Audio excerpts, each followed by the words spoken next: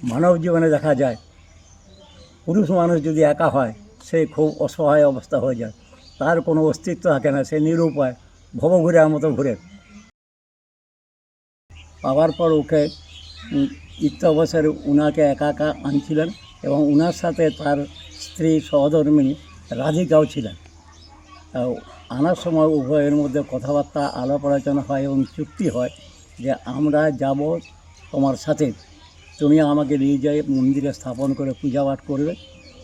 এই বিভিন্ন রকম ভোগ, বিভিন্ন রকম দুধ, ছানা, মাখন, ঘি ইত্যাদি, দুপুরবেলায় আমার এই আতপ চালের ভোগ প্রসাদ, তারপরে খিচুড়ি, ভাজা, কুমড়ার ঝাল, চাটনি, পায়েস ইত্যাদি ইত্যাদি ভোগ দিয়ে আমাকে পূজা করবে। বৈষ্ণবীভাবে পূজা, বৈষ্ণব মতে আবার পূজা পাঠ করবেন, বৈষ্ণব মতে পূজা পাঠ করবেন। আবার এই কথাবার্তা অনুসারে ওই কৃষ্ণ রায় এবং রাধা রানী উভয়ে ওনার সাথে আসে। কৃষ্ণ আসে আগে আর রাধা আছে পেছনে। রাধা আসার সময় বলেছিলেন, আমি যাচ্ছি, শোনো, আমার পায়ের নূপুরের শব্দ পাবে, আমি যাচ্ছি কি না যাচ্ছি তার প্রমাণ। কিন্তু কোনো জায়গায় যদি ইত্য অবসরের নূপুরের শব্দ বন্ধ হয়ে যায়, সেই জায়গায় যদি তুমি পিছন দিকে দৃষ্টি দাও বা চাও, তখন কিন্তু আমি সেই জায়গায় অদৃষ্ট হয়ে যাব, সেই জায়গা ছেড়ে আমি কোনো দিন যাব না। এরকম কথিত আছে। হেঁটে আস্তে আস্তে আস্তে গোয়ালতোড় বলে একটা গ্রাম ছিল, সেই গ্রামে দিয়ে জানি না বৃন্দাবন কোন রাস্তা ধরে যাতায়াত করতো আগেকার দিনে আদি পুরুষরা, এসে গোয়ালতোড়ে সংলগ্ন এলাকায় এসে পায়ের নূপুরের শব্দ পায়নি।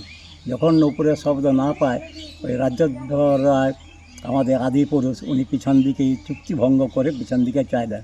সেই দেখলেন যে উনি যথাযথভাবে আসছেন, কিন্তু নূপুরের শব্দটা ভক্তের মনের ইচ্ছা বিড়ম্বনা করার জন্য উনি নূপুরের শব্দ বন্ধ করে দেন।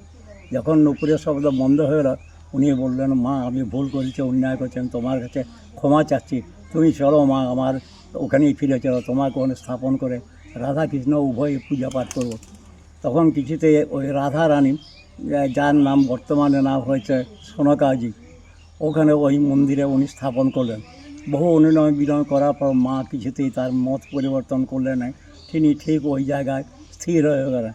তখন উনি ক্রোধে বললেন, মা তোমাকে আমি অনেক অনুনয় বিনয় করছি, এক জায়গায় যে রাধাকৃষ্ণ মন্দির স্থাপন করব, বগড়ির এলাকার নাম বিখ্যাত হয়ে উঠবে, তুমি এখানে রয়ে যাচ্ছ মা, চলো মা চলো, বহু অনুনয় করো।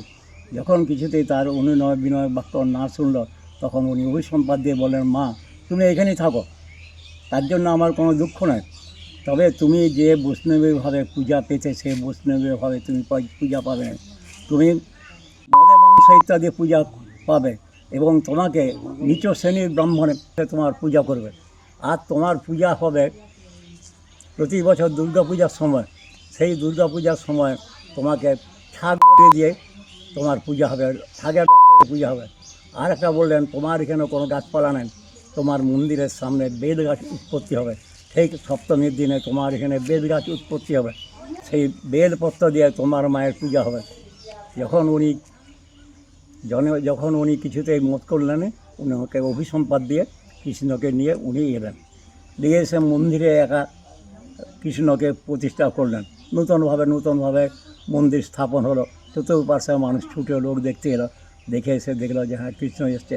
কৃষ্ণ একা। মানব জীবনে দেখা যায় পুরুষ মানুষ যদি একা হয় সে খুব অসহায় অবস্থা হয়ে যায়, তার কোনো অস্তিত্ব থাকে না, সে নিরুপায় ভবঘুরের মতো ঘুরে।